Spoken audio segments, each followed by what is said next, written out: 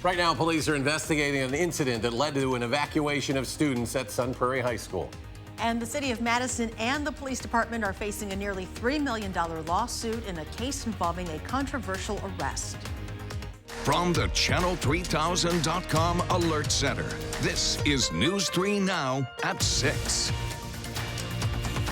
Thanks for joining us. Before we get to our top stories tonight, the National Weather Service is issuing a severe weather statement tonight. Chief Meteorologist Gary Canalti is in the Weather Center with the latest. Actually, it's a special weather statement. Right now, no severe weather across southern Wisconsin, but we are monitoring some storms that are moving toward the area. In fact, if we take a look at high-resolution Doppler radar, some strong thunderstorms in the far southeastern portion of Dane County are heading off toward the northeast. Storm track takes them into Cambridge by about 6:02 and Lake Mills by about 6:13. Those storms are capable of producing hail. Right now, it looks like about up to the size of pennies as that thunderstorm cell continues off toward the northeast. The storm has had a history of producing some small hail as it's moved from southern Iowa County through southern Dane County up to penny-sized hail reported in the Oregon area. Now, these thunderstorms are moving pretty rapidly, and hopefully that will lessen the heavy rain threat, but they are bringing some lightning, and that could interfere with some football games tonight. Highest severe weather threat is south of southern Wisconsin, where severe thunderstorm and tornado watches are in effect for parts of northern Illinois. Temperatures are a little cooler here. That's limiting the severe weather threat. We're in the mid-60s right now, 65 in Madison, but dew point temperatures are high. The air has become very humid as the showers and thunderstorms are rolling on through. Look for the greatest threat of thunderstorms to be this evening. The rain should end overnight, and tomorrow should be a dry day with a high of 64. I'll have more details in weather in a few minutes. And we start our news tonight with a developing story from Sun Prairie High School. Authorities say there was no active shooter incident at the school. According to Sun Prairie Police, they received an anonymous phone call just before 4 o'clock claiming 2 girls were inside a specific restroom, one with a handgun, and were threatening to shoot up the school. They responded to the high school, which prompted an active threat emergency and students evacuated. Police determined there was no active threat or anyone with a weapon. A possible $2.8 million lawsuit against the city of Madison has gained a lot of public interest. Video showing Madison officers arresting a teen back in June has some people saying excessive force was used. But an investigation found the officers used reasonable force. Jamie Perez shares what a civil attorney is saying could happen next as the teen's family waits for a response from the city. When we talk about civil rights cases or excessive use of force cases where the police are involved, it involves all of us. This video has been viewed thousands of times since it was first posted in June. What some describe as an excessive use of force, an investigation by the Madison Police Department found this was, quote, objectionably reasonable. The law wants the police to be able to do their job. The law affords the police certain immunities. Civil trial specialist Bob Cushetta said the city is likely to deny the family's claim against the city for $2.8 million for this incident. The family has threatened to sue if they do deny it. But Cushetta says even if that happens, many times cases will never even find their way to the courthouse. They'll be resolved before that. When they are filed, however, and there is a lawsuit, it's often the case that they settle after the lawsuit is filed and before a jury is ever impaneled. The family's claim says the boy in this video is likely permanently damaged, which is why they're pursuing this beyond what the MPD's internal investigation found. While the family waits for the city to respond before taking their next steps towards a lawsuit, Cushetta says the public is also watching closely to what happens next. Because every time an officer takes an action to subdue a suspect, they're acting on our behalf. And so these cases are really important because they do speak to how we as a society will permit our police officers to act. And that's a vital concern. In Madison, I'm Jamie Perez, News 3 Now. We reached out to the family and their attorney for comment today, but they didn't get back to us. We will continue to follow this story and bring updates as they become available. A local environmental group is drawing attention to chemicals found in Lake Monona after the July transformer fire downtown. Environmental organizations like the DNR started looking at ways to contain PFAS that resulted from firefighting efforts. They also started monitoring PFAS levels. The data from the monitoring came out earlier this month, but this week the Midwest Environmental Justice Organization examined it, finding what they call concerning levels of the chemicals, in some places higher than 20 parts per trillion. Now they want more testing to be done. There are literally hundreds, if not thousands, of studies now on PFAS compounds. And there are scientists out there at Harvard, at the federal government, who are saying even that 20 parts per trillion standard, it should be way lower. It should be 1. As far as drinking water, our groundwater aquifers are very deep in the ground. This organization said it would be decades before the PFAS could get there. Madison Water Utility says there will be remediation well before then. Madison police say a woman was grabbed from behind by a stranger when going into her apartment building early this morning. According to police, this happened around 1 a.m. on North Henry Street near West Gorham. The police report says she was able to pull herself away and slam the door behind her so he couldn't get in. The victim described her attacker as Hispanic, 20 to 25 years old, about 5 feet 5 inches tall, and 150 pounds. She also said he had black medium-length hair slicked back and believes he may have followed her for a few blocks. Police are asking anyone with information to call authorities. A Madison family had 3 of their cars stolen early this morning, all at once. A teenager has been detained as a person of interest, but police believe the case involves a group of burglars. Amanda Quintana joins us now with the details. Amanda? The family was sleeping in their home in the Hawks Landing neighborhood when their Honda, Acura, and Audi were all taken. The burglars got into an unlocked car in the driveway, then used the garage door opener inside that car to get to the other 2 cars in the garage and into the house. The family didn't wake up, but a neighbor saw the group and called 911. Madison Police spokesperson Joel Despain says this has been an issue in our communities for years, and it isn't just a property crime. For those families who are impacted, they don't feel safe in their homes anymore. Their kids can't sleep. So it's serious. And yet we've got a group of people out there that just don't seem to get any type of deterrence thrown at them that's stopping them from this behavior. He says there have been 20 cars stolen in just the city of Madison in the month of September. In this case, officers were able to find 1 teen in the area and detain him. Investigators say the teens had been in the area for at least 30 minutes checking for unlocked cars, and that's what's happening in a lot of safe, often affluent neighborhoods. Local police departments are trying to figure out what else they can do to stop this problem because putting those teens in juvie just isn't working. Next at 6, the process to adopt a child can be long and exhausting. How a new task force at the state capitol hopes to change that. And there's more local news ahead. A potential new stadium for the Beloit Snappers could be an economic boon for the city. We're taking a look at the impact. That's tonight on News 3 Now at 10.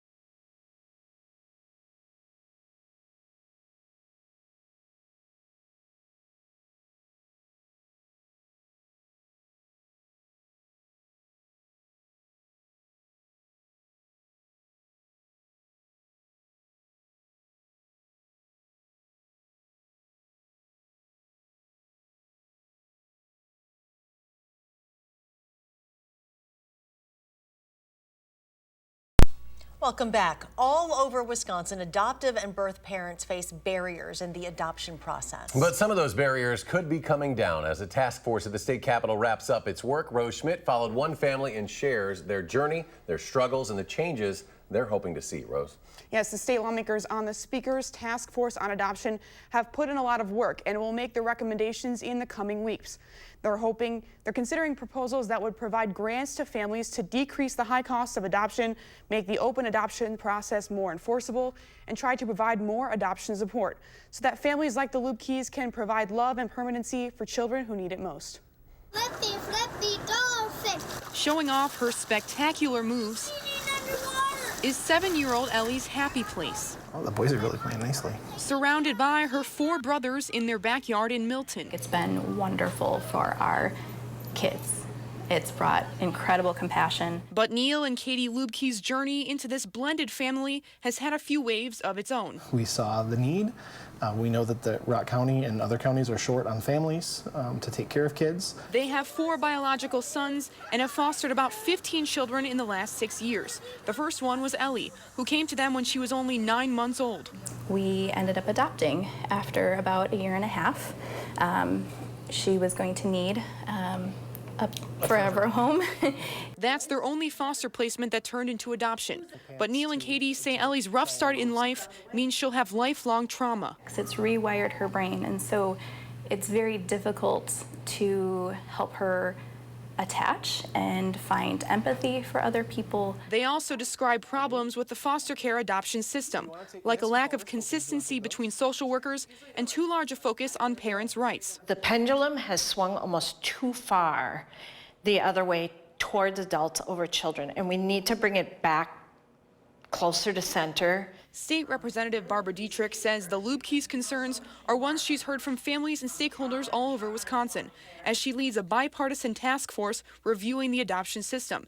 723 children were adopted in Wisconsin last year. Our goal is to perhaps double the number of adoptions over the next 5 years in this state because there's such a need. The committee is finishing up its work, which will include legislation focused on these 4 areas: speeding up the adoption process, reducing costs, building awareness about resources, and terminating parental rights in a more timely manner. It's definitely something that people see as a difficult stumbling block in providing permanency for these kids. We often celebrate adoption because you should. It's wonderful, you're bringing families together, but I think people forget that any adoption stems from an initial loss. Neil and Katie say Ellie's past and adoption will never be hidden from her. It was always important for us that she know her story. And while the days in the pool this season are coming to an end, the importance of this issue isn't going anywhere. The sacrifice I had to make this summer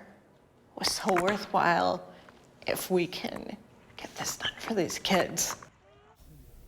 Representative Dietrich says one of the standout issues to her is the mounting drug addiction in the state and the effect it has on families.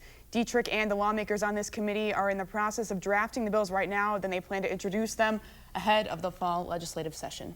All right, Rose, thank you. Thanks, Rose. Coming up next, a heartfelt way to show appreciation for our first responders. How local departments are responding to one woman's goal of remembering 9/11 and 911. And we should see the end of these showers and thunderstorms tomorrow. Gary's back with a look at your weekend forecast. Stay with us.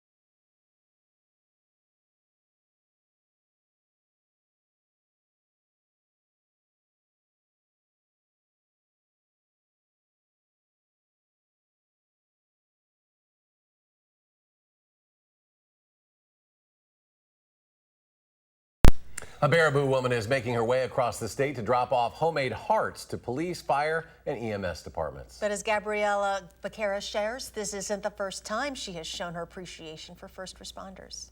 To honor 9/11 and 9/11, we will never forget.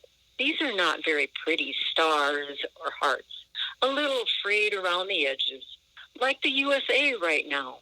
Like the USA, we may bend a little, but we will not break. Homemade hearts with 9 red beads and 11 white beads. It's something that people just don't do enough of, is thanking the people that save our lives every single day. That's how Donna Operman is showing her appreciation for first responders of 9/11 and 9/11. All of us in that first responder community, no matter what walk of life we are, if we're police, fire, or EMS, appreciate that very much.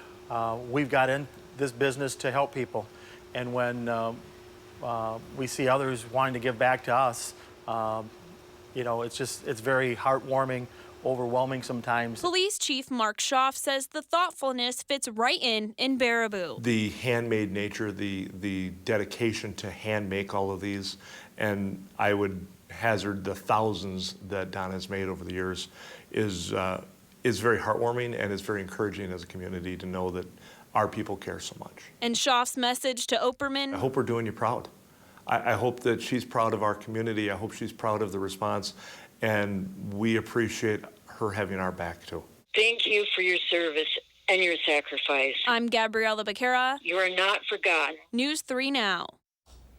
Operman says this is not a cheap project and she is paying for it entirely out of her own pocket. She says it is worth it to show appreciation for those who serve our communities. And the numbers keep rising in our Coats for Kids drive. We collected 181 coats yesterday now for a total of 2,268. We thank everyone who has donated so far, and there's still time to donate winter coats and gear of any size that may be outgrown or just collecting dust in the closet.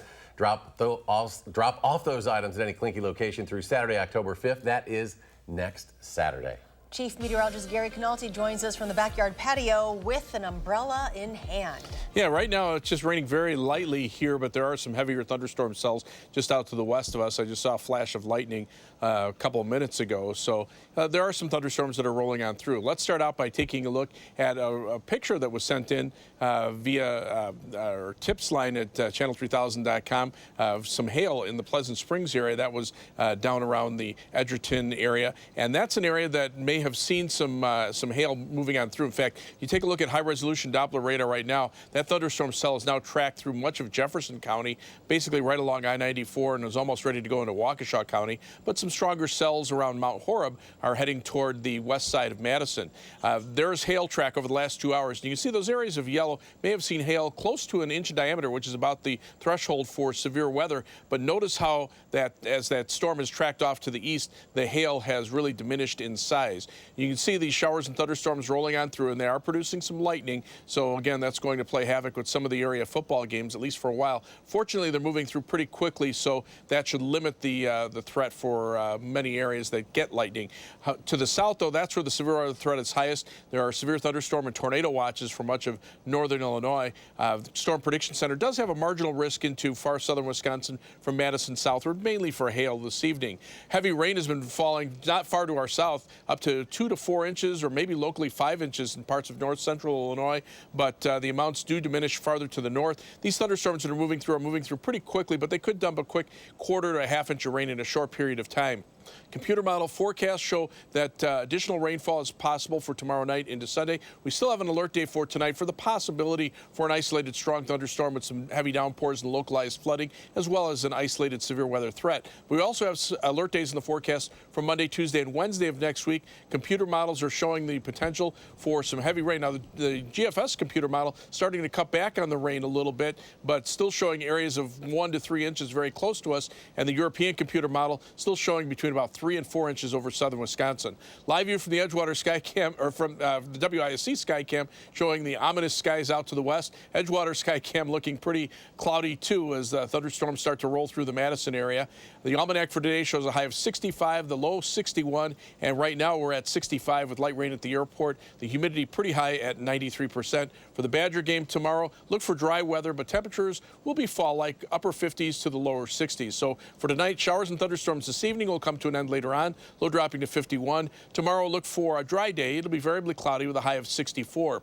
On future track, the showers and storms moving out later on this evening. Then we'll see a little bit of clearing toward tomorrow morning, some breaks in the clouds at times. Tomorrow night, the showers and storms will roll back in, and we'll see them off and on through Sunday, but temperatures will start turning milder. Sunday, we should be up around 70 degrees, and you can see those rainfall amounts again, heaviest south of Madison. 7 to 10 day forecast, high of 81 on Monday. Could be some thunderstorms Monday night into Tuesday and Wednesday with the potential for some heavy rain, and then cooler weather at the end of next week.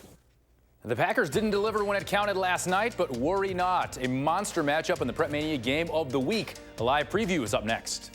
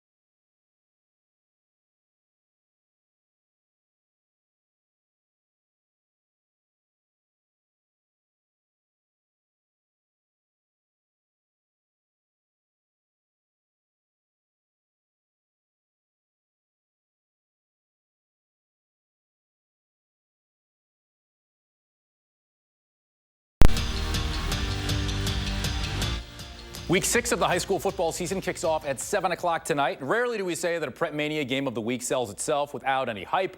And tonight is one of those nights. Our matchup is the goods. Jay Wilson quarterbacks our coverage of Madison Memorial and Verona from Mansfield. Good evening, Jay. Hi, Kevin, and good evening, everyone. Well, we're hoping we're going to play this. Right now, the rain's picking up. We've seen a couple of flashes of lightning. The teams were warming up, but they've just gone off the field. If we do play, it's 5-0 or 4-1 Verona against 5-0 Madison Memorial as the rain starts. Alan Minner, I'm going to give you the mic. I'm going to get the umbrella. Tell us about the importance of this game. Well, again, for tonight, you've got undefeated Memorial. If they win, they've pretty much got a really first inside track on the title. If Verona wins, we're staring at a three-way tie for the conference, and so it's really big for seeding purposes.